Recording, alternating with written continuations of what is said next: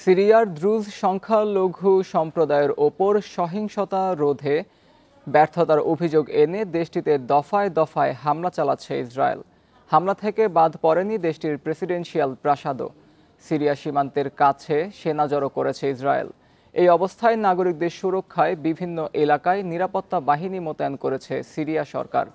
এদিকে ইসরায়েলি হামলা বন্ধে আরব দেশগুলোর কাছে সহায়তা চেয়েছে সিরিয়ার বেসামরিক নাগরিকরা। বান্ডেল থাকলে প্রতি সেনমানিতে টাকা বাঁচবে। বিকাশ সেনমানি বান্ডেল কিনে জিতুন প্রতি লেনদেনে। গত ডিসেম্বরে বাশার আল আসাদকে উৎখাত করে সিরিয়ার ক্ষমতায় আসে সুন্নি মতাদর্শ অনুসারী ইসলামপন্থী সশস্ত্র বিদ্রোহীদের জোট HTS। দলটির নেতা আহমেদ আল সারা দেশটির প্রেসিডেন্টের দায়িত্ব নিয়ে নতুন অন্তর্বর্তীকালীন সরকার গঠন করেন। এরপর থেকেই সিরিয়ার বিভিন্ন এলাকায় সরকারপন্থী বাহিনীর সঙ্গে বিভিন্ন সম্প্রদায়ের সহিংসতা চলছে। গত মার্চে সিরিয়ার পশ্চিমাঞ্চলে সরকারি বাহিনী ও আলাউই যোদ্ধাদের মধ্যে সংঘাতে ওই সম্প্রদায়ের 1700-র বেশি বেসামরিক নাগরিক নিহত হয়।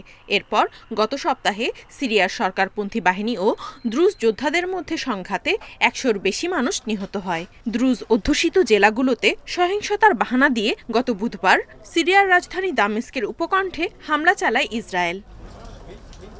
এরপর শুক্রবার ভোরে সিরিয়ার প্রেসিডেন্ট প্রাসাদের কাছাকাছি এলাকায় বিমান হামলা চালায় ইসরায়েল। সে সময় সিরিয়ায় বসবাসরত দ্রুজ সম্প্রদায়ের সদস্যদের রক্ষার অঙ্গীকার করেন ইসরায়েলি প্রধানমন্ত্রী।